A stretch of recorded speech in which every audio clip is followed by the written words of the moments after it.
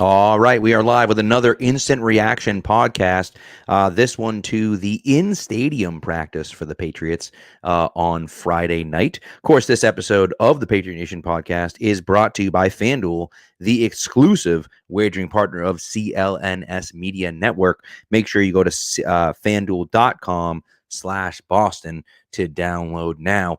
Listen, it was interesting. I mean, listen, we didn't see much in practice. Let's be honest with you. They were in shells, split squad scrimmage, and we didn't see much. They were mostly running at half speed.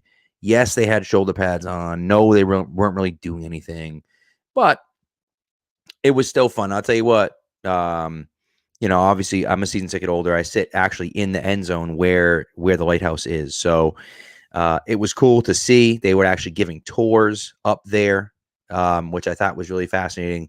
The place is incredible, unbelievable. It's going to be really unreal up there. Now it's very expensive to get up there, but it's going to be interesting. And Amari, my name is Pat Lane. Amari, that's my name, and you can, here I am talking to you right here. That's who I am. So I am the host of the Patriot Nation podcast and one of the newest members of the CLNS Media Network, Amari, to answer your question. That's who I am. So, but listen, overall, what do you take away from a practice that is really just kind of half speed? No one's really doing too much. So a few things I took away, and a few guys that I want to talk about in particular. Also, a little conversation going on in the comments before I got here about Trey Nixon. Trey Nixon's my guy. Okay, he's my guy. He's the first ever active Patriots player elected into the Patriots Hall of Fame, which is pretty exciting. I'm just convinced. I'm holding out hope. He was Ernie Adams' last pick ever. I'm holding out hope that he's going to be good. I don't know if it's going to happen, but I'm holding out hope. He's been playing well the last few days of camp, and so. But then again, he played really well in OTAs last year, and nothing came of it. So, who knows? It could be a lost cause, but I'm still hopeful that Trey is going to be good. We'll see. Maybe he's another practice squad guy again this year. That's right, Dark Blue Gold. As Dark Blue Gold says, the hype train. See what he did there with the Trey? It's good stuff right there. Well done, sir. But anyways, so I think a few things to take away. My number one biggest takeaway, okay, was Marte Mapu. All over the field, making plays left and right, in the middle of the field. I love seeing him out there. I love the athleticism that he brings in the coverage game. And we've seen him come downhill quite a few times in practice. Now, again, is a long way to go. He still has the red no contact jersey on.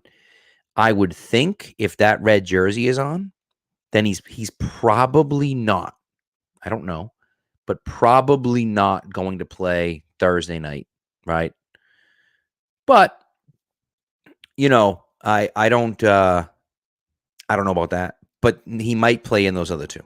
So, looks like he'll be ready for the regular season at least, which is nice. So, we'll see. We'll see what happens there. But he's looked good. He's looked really good. The last drive of 11 on 11 where Mac Jones had the ball. And again, they're kind of running at half speed. Mac Jones is working with Raleigh Webb and Trey Nixon and, I don't know who the kid Thyrick, I always forget his name. But the kid they just signed off of after someone cut him, claimed off waivers. Fine. But at the same time, it's one of those. He was still out there making plays, right? Thyra came across the middle. Mapu jumped in front of him, knocked the ball away. Last play of the game, there was like 5 seconds left, so they just got to throw it. Mac kind of heaved one up into the end zone, a little bit of a jump ball situation. Mapu skied and made a nice play over Gesicki. Thyrick Pitts, thank you, sir. Appreciate that. He skied and made a nice play over Gesicki, which again, Gesicki didn't really fight for it. Maybe he fights for it more in a game. Regardless, right? Regardless of the situation, I was impressed to see Mapu's ability to cover the field his speed and athleticism out there. So that was good. I was happy to see that. Jack Jones, I was happy to see back on the football field. I mean, to be completely honest with you, I was just happy to see him back out there, right? Talked about it a little bit in the media, answered some questions, didn't say much. We didn't expect him to say much, right? But he didn't say much. That's a question for my lawyer. That's a question for Bill Belichick. I'm just doing my best thing. You're always nervous about a roster spot, right? I think which was a great answer to that. But, look, what do we want from the kid, right? He made a really, really dumb mistake at the airport, okay? But at the same time, then he makes this other thing yesterday, which I don't know what to make of what happened yesterday. Clearly, it wasn't that big of a deal because he was back at practice today. So, you look at it and say, all right, it was bad, but I'm not really sure. It looks like he's fine. I don't know, but that's at least what it looks like to me. So as far as the rest of the corners, look, it's really hard to tell. I mean, someone was talking about how the 2022 draft class looks terrible. Cole Strange isn't good.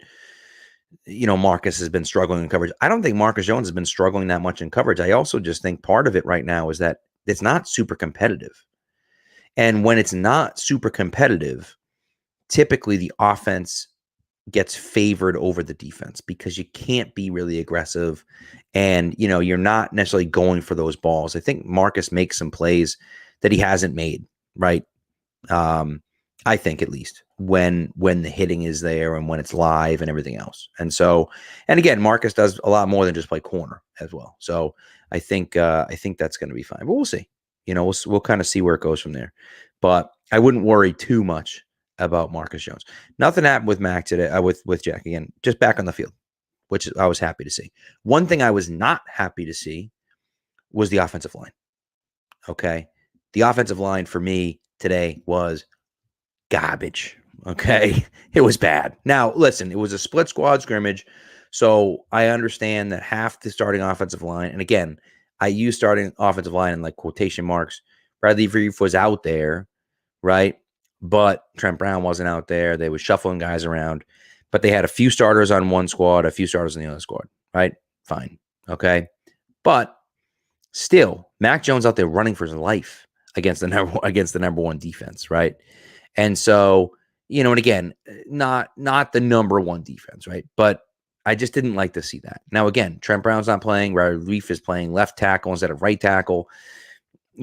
City So is playing over there. So, it's not as though it's the number one line and it's a sieve.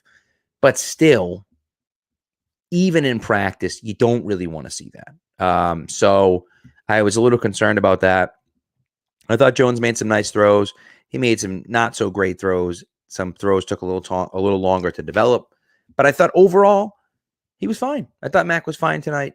But again, there's not really a ton to see, with them running half speed, essentially. A guy I do want to talk about, though, is Isaiah Bolden. Isaiah Bolden made a really nice toe tap interception off a throw, actually, to Malik Cunningham by McSorley.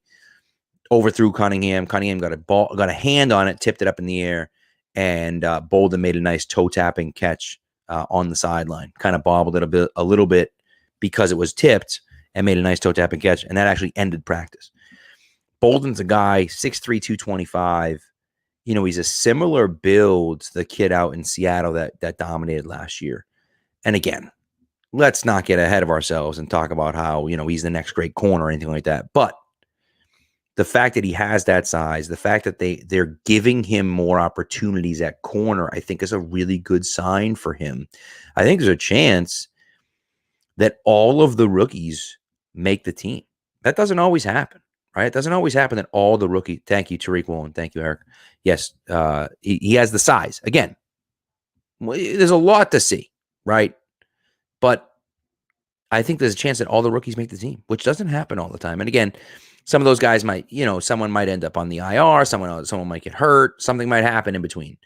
But all the drafted rookies, I think there's a good chance that every single one of them makes a team. And I wouldn't be surprised if multiple of those guys end up contributing. And so I really like what I saw from Isaiah Bolden today. I've liked what I've seen from him over the past week or so. He's been getting more reps, which is great. You always want to see guys get more reps, because the more reps the guys get, that means that we look at it and say, oh, this guy's getting more reps or that guy's getting more reps. That's a good thing, because that means that they're doing something right in practice. When young guys are getting those reps, that's a big one. There's a lot of questions about Nick Folk, some questions about Behringer. I'm going to get to those. We have a quick word from the sponsor, from our sponsors, but right after that, I'm going to do some Bryce Behringer and Cordless Waitman and Nick Folk and Chad Rowland talk. So you want to stick around for that. I'll be right back. Take your first swing at betting MLB on FanDuel and get 10 times your first bet amount in bonus bets, up to $200. That's right. Just bet $20 and you'll land $200 in bonus bets, win or lose. That's $200 you can spend betting everything from the money line to the over-under to who you think is going to hit the first home run. All on an app that's safe, secure, and super easy to use. Plus, when you win, you can get paid instantly. There's no better place to bet on MLB than FanDuel, America's #1 sportsbook. So sign up today and visit FanDuel.com/Boston to get up to $200 in bonus bets. That's FanDuel.com/Boston. FanDuel, official partner of Major League Baseball. 21 and up and present in Massachusetts. First online real money wager only. $10 deposit required. Refund issued as non-withdrawable bonus bets that expire in 14 days. Restrictions apply. See terms at FanDuel.com/sportsbook. Hope is here. GamblingHelplineMA.org or call 800-327-5050 for 24/7 support. Play it smart from the start. GameSenseMA.com or call 1-800-GAM-1234.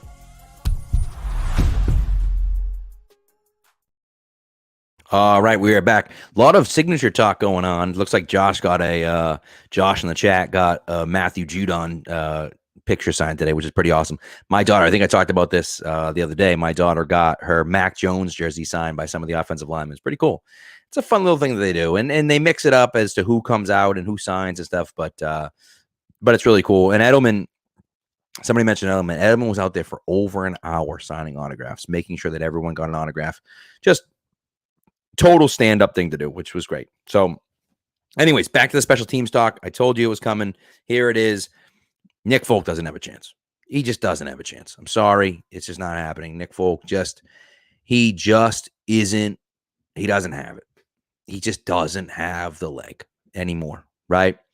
And I think Alex Barth mentioned it in warm-ups. He was hitting from 48 and he was short from 53 and 55. It's August. You can't come up short from 53 in August. I mean, that's not good. That's just not good, man. So it's one of those things that, that's tough. That's tough. And so I don't love to see that. I don't know how you can keep Nick Folk on this team if he can't hit from 50 yards, right? And I know how good he's been from inside of 50 yards, but he missed 2 under 50 short last year. That can't happen.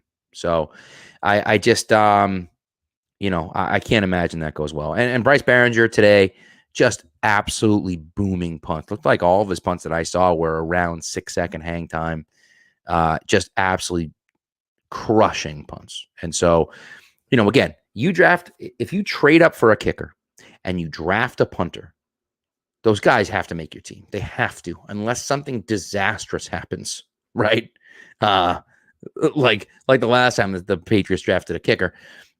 But unless something disastrous happens, those guys are making your roster. And Ryland hit one off the upright today, has missed 1 or 2 kicks around, but for the most part, has been pretty accurate. He's got a decently strong leg. I mean, he's not going to be kicking from 65 or anything crazy like that, but he's got a pretty strong leg. And so I think it's good enough for the Patriots moving forward, which is good. I think it's good enough for them moving forward to be, to feel comfortable from that 50 to 55 range, which, to be honest with you, Nick Folk just never was, right? And again, he was so good from inside of 50 that we look at it and just say, hey, man, you know, fine. We live with the fact that he's no good over 50, but you need that. You really do need that. So Danny asked a great question. Danny said, is there a world where Douglas, Booty, and Bolden all make the 53-man roster? It's possible. It is possible. The question becomes, how much special teams do those guys play, right? How much special teams do those guys play? Do we look at it and say, okay, well, you know, Booty will play enough special teams that we can knock someone else off the roster. And, you know, Bolden will play enough special teams that he can knock someone off the roster. Will that happen, that those guys make the squad in the 53? And again, I told you, there's a chance that all of their draft picks, which they drafted like 11 guys, all 11 guys make the roster. Now, again, inevitably, you feel like someone's going to get hurt. Someone ends up on the IR. Someone does this one. So, but I do think that that's interesting. So, and Matt, just a quick little side note. Matt Menino mentions that Keon White cannot wear number 6 if he's listed as a D end, because D ends aren't allowed to wear single digit numbers. But if they list him as a linebacker, he could. So you never know. So, and Josh, I would assume Brendan Schooler's on the team. I would imagine Brendan Schooler is that Matthew Slater guy in waiting. He was phenomenal on special teams. And so I would think that that's going to be the case, that he'll be on the team. So Booty was a guy I actually wanted to talk about, that I wrote a note to make sure I talked about tonight, because he's had a good week of practice. He played really well tonight. Now, he was catching balls from Trace McSorley, but again, it's a split squad scrimmage, right? And so I think he's made some strides. He's impressed some people. And again, as I said, if you're a young guy and you're getting more reps, that's a good thing. And Booty has been getting more reps. Now, some of that has come at the detriment of Tyquan Thornton, because he hasn't been playing. And again, I think that, you know, people aren't happy about the Tyquan Thornton thing, and I get that. I get people want to see it on the field, and we really haven't. You know, I guess the question for me is, can he stay healthy? And I don't know the answer to that question. I hope he can. If he can, I think then, you know, there's a chance that he can be very good for them this year. But if he can't stay healthy, then what are we doing? You know, so, and again, he's always going to be linked to George Pickens, unfortunately. Here's what I'll say about George Pickens, okay? When the Patriots are drafting at 22, I wanted them to draft George Pickens. When the Patriots traded back to 29, I thought for sure they would take George Pickens. Then when they traded up to 50, I thought, oh my God, they're going to actually draft George Pickens, and they didn't. So, you know, it's just, Ashton, if I could tell you why we didn't get George Pickens, I have no idea. Not a clue. Again, I thought he should have been a first-round talent. I thought the Patriots should have taken him at 22, and I thought that would have been good value. I thought it would have been good value at 29. I thought it would have been unbelievable value at 50. They didn't take him any of those spots. So your guess is as good as mine as to why they didn't draft him. You know, it just is what it is, right? And again, I'm not saying that Pickens is going to be the number 1 receiver in the league and all this other stuff, but he's the guy that I wanted to draft in that draft. Maybe Tyquan Thornton will pan out, and it won't matter. But usually when the Patriots draft a wide receiver early, they don't just fail. They fail in spectacular fashion. Like in 2007 or 2006, 2006, they traded up and they drafted Chad Jackson from Florida. And the pick they traded up with the Chargers. The Chargers moved back. That's not true. But nevertheless, the Chargers drafted Keenan Allen later on. Not ideal. 2013, right? They draft. And Greg Jennings also went that year as well. Oh, that was it. I'm sorry. They moved back. That was 2006. They trade up. Sorry, hold on. I got flip-flopped here. 2006, they trade up to draft Chad Jackson. Green Bay trades back with them, drafts Greg Jennings with that pick. Awful. 2013, They draft Aaron Dobson. Keenan Allen gets drafted after Aaron Dobson. And then, of course, we all know what happened when they drafted N'Keal Harry. Every single good wide receiver in the league got drafted in the second round that year. So disastrous, right? Disastrous. And if they do it again now with Tyquan Thornton being a miss and George Pickens being really good, it's going to be another disaster. Or even Alec Pierce, if Alec Pierce takes a step up in Indianapolis. So, and some of that stuff is you can't blame the player, and it's the spot and the position, all this other stuff. But nevertheless, it just, it's tough. So it's one of those things that, the Patriots have missed at that. I don't want to look at this and say we're screwed. He's already bad. Let's let it play out. Let's see what happens this year. Thornton did okay in limited time last year, did okay. And so, I'm not counting him out just yet. All right. Ashton mentions Gonzalez, and I agree with the Zay Flowers. I thought Zay was their target there, and they moved back. Here's what I think happened, right? And I've said this before, but I'll say it here because I haven't said it since I jumped over to CLNS. I think they're sitting at 14, and they looked at what was going on. They knew Pittsburgh was trading him for a tackle because Pittsburgh said we're trading him for a tackle, right? So, because I'm not going to trade back with you if you're going to draft the guy I want, right? So fine, they move up for a tackle. They knew supposedly that Washington at 16 was taking Forbes. They knew that. Okay, fine. Washington's taking Forbes. Great. Now the Jets are the only wild card at 15. There were two guys on the draft board. This is my opinion. It's a fairly informed opinion, but not super informed. There were two guys on the draft board: Zay Flowers, Christian Gonzalez. So the thought process is, if you move back to 17, if one of those guys goes at 15, you draft the other one at 17. Gonzalez is your number one guy. You draft him at 17, you're good to go, right? So it's one of those things, right? And then we draft Amari Douglas, who, again, isn't Zay Flowers. Let's be honest. Okay, he's not. But he's a similar player to Zay Flowers. And so, again, getting him in the 6th round is pretty nice. Okay.